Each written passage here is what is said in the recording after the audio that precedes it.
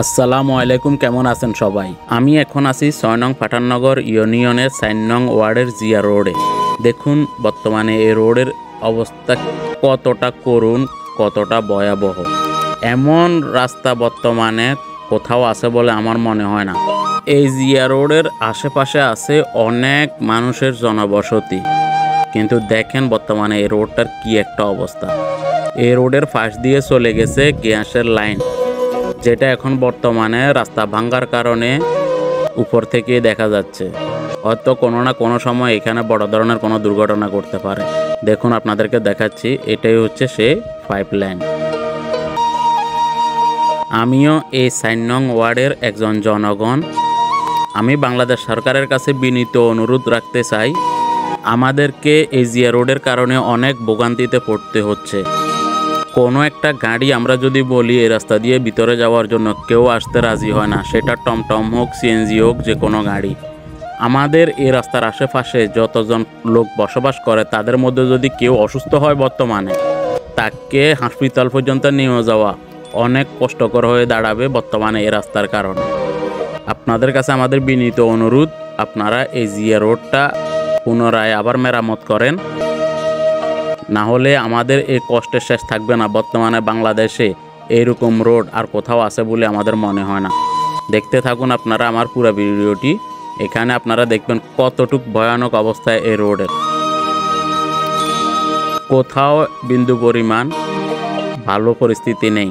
এই রাস্তাটা main road থেকে শুরু করে একেবারে জাফর ইমাম স্কুল পর্যন্ত এই রাস্তা, কিন্তু দেখেন এই রাস্তার কি একটা হাল।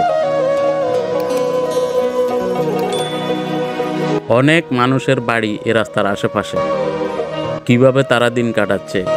তাদের যে কোনো একটা বিপদ যদি হয়, তারা কিভাবে এই রাস্তা পার হয়ে পেনে টাউনে গিয়ে চিকিৎসা করাবে।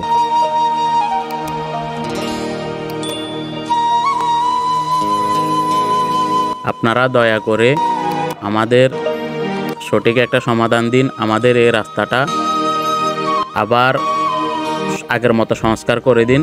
আমাদের এই ভোগান্তি থেকে আপনারা আমাদেরকে রক্ষা করুন। প্রতি পদে পদে আপনি যতটুকুই দেখবেন এই রাস্তার অবস্থা অনেক খারাপ, কোথাও বিন্দু মাত্র ভালো নেই। আমরা এই রাস্তার আশেপাশে যত নাগরিক আছি, সবাই আমরা অনেক ভোগান্তিতে আছি। দেখেন অবস্থা। আমার ভিডিওটা অনেক লম্বা হচ্ছে, কিন্তু তারপরেও আপনাদেরকে সব কিছু দেখানোর জন্য এই ভিডিওটা তৈরি করা, যাতে আপনারা এই রাস্তার এখন বর্তমানে কী অবস্থা এটা পুরোপুরি দেখতে পারেন। কষ্ট করে হলেও আপনারা ভিডিওটি শেষ পর্যন্ত দেখুন বর্তমানে এই রাস্তার অবস্থা। আমি জানি বাংলাদেশের অধিকাংশ মানুষ এই রাস্তা দেখার পর বলবে, এমন রাস্তা হয়তো বাংলাদেশে আর কোথাও এরকম নাই। যে রাস্তা ফাঁকা রোড হওয়ার পরেও বর্তমানে এই রাস্তার এরকম করুণ দশা।